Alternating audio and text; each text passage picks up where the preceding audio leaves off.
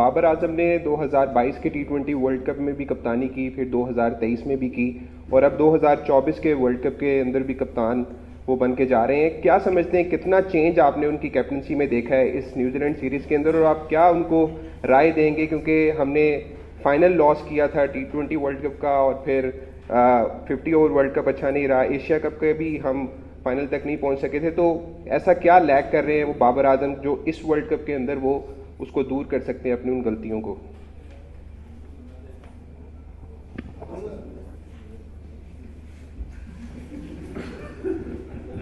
देखिए, अगर आप देखें पॉजिटिव चीज़ के फाइनल वर्ल्ड कप खेला 2022 में, एशिया कप का फाइनल खेला, न्यूजीलैंड में ट्रायंगुलर सीरीज जीते, बाबर आजम कप्तान था। हाँ ठीक है, 15 वर्ल्ड कप में इतनी अच्छी परफॉर्मेंस नहीं थी, लेकिन कोई भी मेरा नहीं ख्याल कोई बॉर्न कैप्टन होता है, सीखता है। हर इंसान ने सीखना है ग्राउंड में। आप ये ज़रूर कह सकते हैं उसको 3 साल उसने कप्तानी की है, अब दोबारा उसको मिली है। मेरा ख्याल है काफ़ी बेहतर चीज़ें की उसने इस सीरीज़ में, और इंशाल्लाह जिस तरह वो चीज़ें लेके चल रहा है, लर्न करने की कोशिश कर रहा है, इम्प्रूवमेंट नज़र आएगी आपको हर चीज़ में इंशाल्लाह।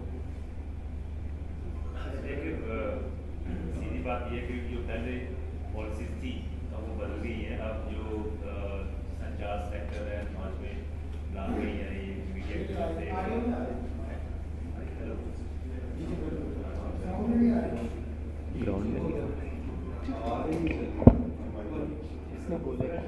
हेलो, हाँ जी। देखिए, सिस्टम काफ़ी चेंज हो चुका है। अगर आप पिछले 4-5 साल पहले की बात करें बाबर आजम की, और अभी जो है ना काफ़ी चेंजिंग आई है, और जैसे सिलेक्शन कमेटी बदल गई है और कोचेज़ भी बदल गए हैं, तो हमारा मकसद यही है कि हम एक पेज पे रहें और बाबर आजम जितनी ज़्यादा इम्प्रूवमेंट की तरफ जाए कप्तानी की तरफ से, और कहीं भी उसको प्रॉब्लम होती है तो वो हमसे बात करते हैं, तो हम भी उनसे बात करते हैं। तो उसने काफ़ी कुछ इस सीरीज़ में सीखा है। और जो रोटेशन पॉलिसी की बात कर रहे हैं, तो पहले ये नहीं होता था, तो पहले एक साइड की तरफ से सारी चीज़ें, अब काफ़ी चीज़ बदल गई है। अब जो है हम सब एक पेज पर हैं। हमारा मकसद यही है कि टीम की परफॉर्मेंस और बाबर आजम अच्छा प्लेयर को यूटिलाइज करें। वर्ल्ड कप बहुत करीब है और एक्सपेरिमेंट बहुत ज़्यादा किए जा रहे हैं। जिस तरह ओपनिंग पेयर की अगर बात कर लीजिए, बाबर साइम, फिर बाबर रिजवान या फिर फ़खर को ऐड कर लिया जाता है कभी कभी, तो टाइम हमारे पास बहुत आता है। क्या समझते हैं बाबर और रिजवान साइम ही जो है वर्ल्ड कप के लिए ओपनिंग पेयर होंगे? और सेकंड यूसुफ भाई आपसे है, मिडिल ओवर में आके पाकिस्तान की 700 ओवर से लेकर 15 ओवर तक आके रन रेट बहुत डाउन हो जाता है। मोस्टली हम देखते हैं अगर लास्ट 5 ओवर में अगर हम थोड़ी कोशिश करते हैं टारगेट को बड़ा करने की, तो हम 170-180 तक जाते हैं। तो मिडिल ओवर में क्या वर्किंग हो रही है कि उसको बेहतर करने के वाले से? मैं देखें, फर्स्ट ऑफ ऑल आप चीज़ों को एक्सपेरिमेंट कह के भी हम उसको, rotation is the better word than the experiment.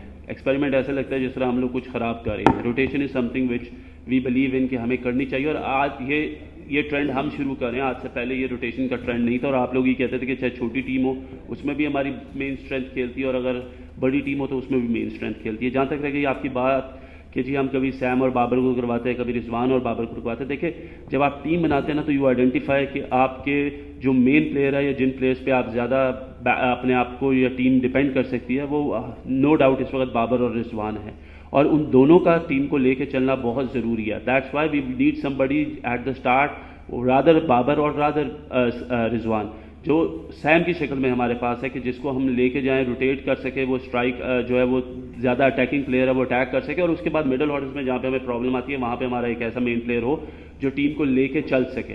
So I think this is all part of the planning. अगर हमें कहीं पे ये भी लगेगा कि अगर हमें चेंज करना पड़ा आगे जाके, तो हम वो भी चेंज करेंगे। We are working in the best interest of the team, और जो बेहतर होगा हम वही करेंगे। मेरे हिसाब से क्वेश्चन था, बड़ा ज़बरदस्त क्वेश्चन है, और डाटा में सारी चीज़ें हैं, और इस पे हमारी बात भी हुई है, और इस पे हम काम भी कर रहे हैं। इसके लिए मैंने अभी भी जो मैचेस हो रहे थे उसके दौरान जो प्रैक्टिस सेशन थे, उसमें कुछ ऐसी शॉटें हैं जो हमें खेलनी चाहिए मिडिल ओवर में, इनोवेशन करनी चाहिए। ये 7 से 15 या 20 ओवर तक आपको ऐसी शॉट्स खेलनी है, स्कूप है, रैम्प है, सीधी उल्टी स्वीप शॉट है, एक्स्ट्रा कवर सीधी बिल्कुल स्क्रीन में मारनी चाहिए अगेंस्ट स्पिनर्स के, कि यही ओवर्स हैं जहाँ पे हमने रन करने, और ये प्लान किया हुआ है मैंने, और ये मैंने हेड कोच को भी बताया था, हमने उस पर काम भी किया था थोड़ा सा।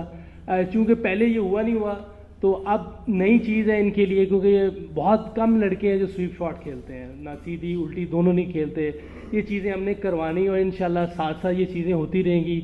और एग्जीक्यूट तो इन्होंने करना है, हम करवा सकते हैं। जैसे क्वेश्चन आप कर रहे हैं, काम अंदर हमने करना है। और एक चीज़ और है कि जब तक आप फेलियर को ज़हन में रखेंगे ना, तो कोई चीज़ भी आगे नहीं चल सकती। हमने फेलियर के बगैर क्रिकेट खेलनी है। कोई भी क्रिकेट खेल रहे हैं, one day, T20 test, as a batsman मैं बता रहा हूँ कि जब मेरे दिल में ये होगा मैं आउट हो जाऊँगा तो मैं आउट हो जाऊँगा। इस तरह की क्रिकेट हमने नहीं खेलनी, और इंशाल्लाह ये लड़के आगे चल के ये सारी चीज़ें कर रहे हैं। आहिस्ता आहिस्ता कोशिश हम कर रहे हैं, तो इंशाल्लाह बेहतरी आएगी। हारिस रऊफ जो है वो फॉर्म और फिटनेस के मसाइल का शिकार थे, और इंजरी फिर ज़ाहिर है PSL में उनकी हुई। अब कोई ऐसी उन्होंने क्रिकेट नहीं खेली कि हम तय कर सकें कि वो रिदम में हैं या नहीं। बिल्कुल, I do agree with you ji. और देखें, जिस तरीके से उसने बॉलिंग शुरू कर दिया है, उसकी बॉलिंग लोड जो है वो हमने स्टार्ट कर दिया है, which is a very positive sign. इसी वजह से हम हसन अली को पीछे लेके आए। ये बात बिल्कुल हमारे जेहन में है। इफ़ वी फील लाइक कि अगर उसके साथ उसके पीछे इतनी गेम मैचेस नहीं है या मैच फिटनेस नहीं है या वो स्ट्रगल करेंगे, so that's why we have a backup of Hasan Ali. सो ये चीज़ हमारे नज़र में है, हम ऑलरेडी इस वजह से हसन अली को लेकर आए हैं।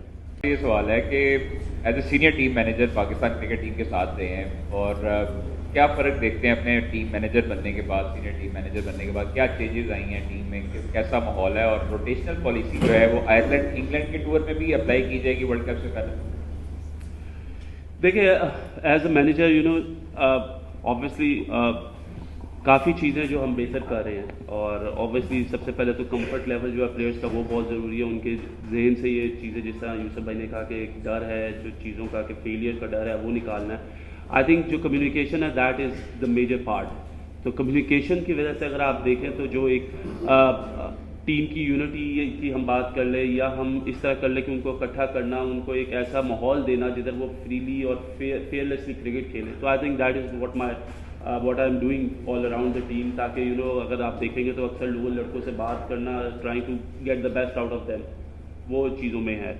और जहाँ तक रह गई आपका दूसरा सवाल था रोटेशन पॉलिसी, देखें आयरलैंड की टीम हमारे पास है। मोस्ट प्रॉबली आई थिंक अगर हमें ज़रूरत पड़ी कोच और कप्तान को, अगर ये फील हुआ कि हमें कुछ चेंजेस या उसमें भी करनी है, तो हम उसमें भी ज़रूर करेंगे, डिपेंडिंग अपॉन के कोच और कप्तान के सोचते, क्योंकि ग्राउंड में टीम उन्होंने खिलानी है और वो लड़वाते हैं। तो आई थिंक जो भी होगा वो सबके सामने होगा, और जो भी होगा वो पाकिस्तान के हक में बेहतर होगा। हमने जो बेस्ट अवेलेबल खिलाड़ी थे उसमें से ये एक स्क्वाड बनाया, अच्छी बात है, अल्लाह करे ये जीत के आए। सवाल मेरा ये था कि आपने तो टीम दे दी, अब आपकी इनपुट कितनी होगी फाइनल स्क्वाड पे? चूँकि जब 11 खेलती है तो वो फिर परफॉर्म करती है, और बाकी जो ज़्यादा से वो तो बेंच पे बैठेंगे। लेकिन ये अच्छा एक कॉम्बिनेशन है। 11 में कितना आपका इनपुट होगी? देखिए, ये चीज़ मैं आपको बिल्कुल क्लियर कर दूं, जो प्लेइंग 11 है that has to come from the coach and captain, that's it. हम लोग अगर चाहें, कोई अगर वो हमारे से पूछे किसी चीज़ के ऊपर, तो हम एडवाइस कर सकते हैं, otherwise this is totally there domain, ये हमारी डोमेन नहीं है। यूसुफ भाई, ये है कि जिस तरह न्यूजीलैंड के खिलाफ हमने होम सीरीज़ खेली, हमारे पास नायब कप्तान हमने अनाउंस नहीं किया था। अब आयरलैंड और इंग्लैंड के खिलाफ जो सीरीज़ है उसके लिए नायब कप्तान अनाउंस किया जाएगा, या अभी भी वेट किया जाएगा कि वर्ल्ड कप के लिए अनाउंस करें? दूसरा ये कि जो हेड कोच हैं वो आयरलैंड में टीम को ज्वाइन करेंगे या इंग्लैंड में? अच्छा, लाइटर नोट पे हमारी मर्जी, हम अनाउंस करें या ना करें। लेकिन ये अभी देख रहे हैं, हमारे पास थोड़ा टाइम है, थोड़ा टाइम ले रहे हैं हम, इंशाल्लाह कर देंगे, जल्दी कर देंगे। और मेरा ख्याल है गैरी इंग्लैंड में शायद हमें ज्वाइन करेगा। मतलब बुरा तो नहीं बनाया, लाइटर नोट है। अजहर भाई हैं।